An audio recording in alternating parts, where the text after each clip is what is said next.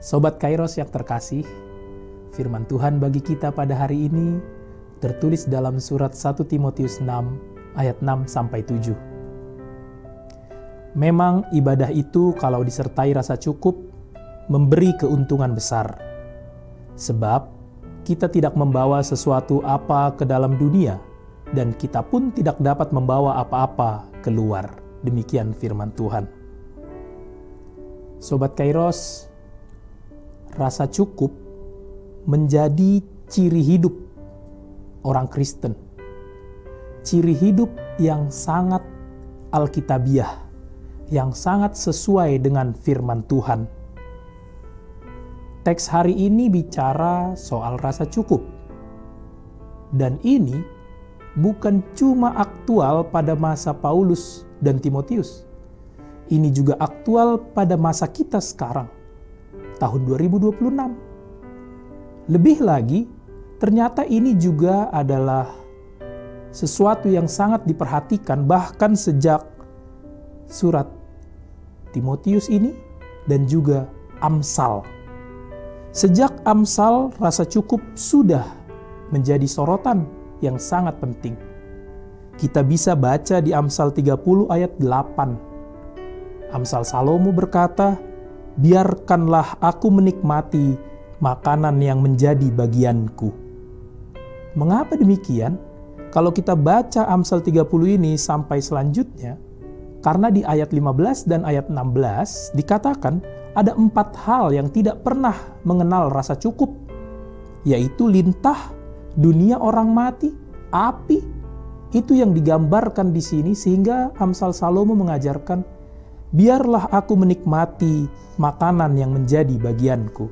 Artinya cukup. Cukup, tidak usah lebih dari situ. Ibu bapak, saudara-saudari, sobat Kairos, sekarang Rasul Paulus mengingatkan Timotius supaya ibadah harus disertai rasa cukup. Mengapa demikian? Ternyata karena ibadah sejatinya membuat kita mengenal Tuhan kita. Ketika kita mengenal Tuhan kita mengenal diri kita sendiri. Itu adalah ibadah yang sejati. Mengenal Tuhan dan mengenal diri kita sendiri. Sehingga semakin kita mengenal Tuhan, semakin kita mengenal diri sendiri, semakin kita mengetahui apa yang cukup bagi diri kita.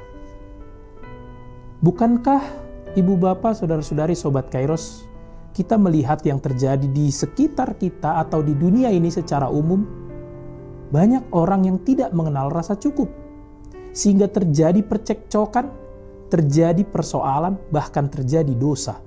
Itulah yang terjadi di surat 1 Timotius ini, sehingga Paulus mengingatkan, ibadah yang disertai rasa cukup, itulah keuntungan yang besar. Dengan beribadah kita mengenal Allah.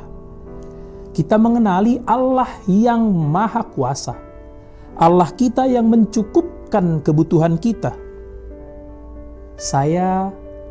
Kita semua sadar bahwa hidup ini sering tidak baik-baik saja.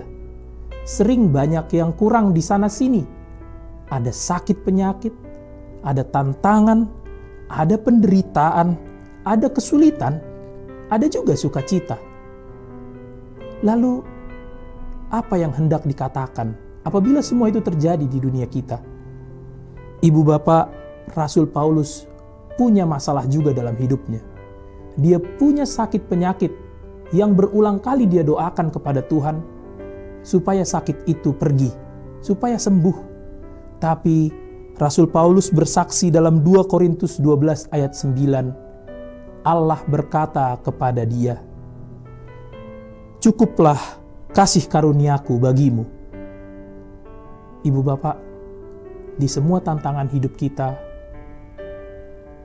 di semua sukacita, di semua penderitaan, dengarlah, Allah berkata kepada kita semua, "Cukuplah kasih karuniaku bagimu." Sobat Kairos yang terkasih, bagaimana hidupmu hari ini? Ketika memulai hari, bagaimana rencanamu ke depan ketika mengakhiri hari? Pernahkah kita merasa bahwa ini cukup? Pernahkah kita merasa bahwa ini sudah cukup bagiku? Atau kita merasa masih kurang? Maka melalui ibadah singkat kita pagi ini, pada hari ini, Sobat Kairos, ingatlah firman Tuhan yang mengajarkan, cukuplah kasih karunia Tuhan bagimu. Cukuplah kasih karunia Tuhan bagimu, karena itulah keuntungan yang besar. Amin. Selamat melanjutkan aktivitas Sobat Kairos. Tuhan memberkati. Shalom.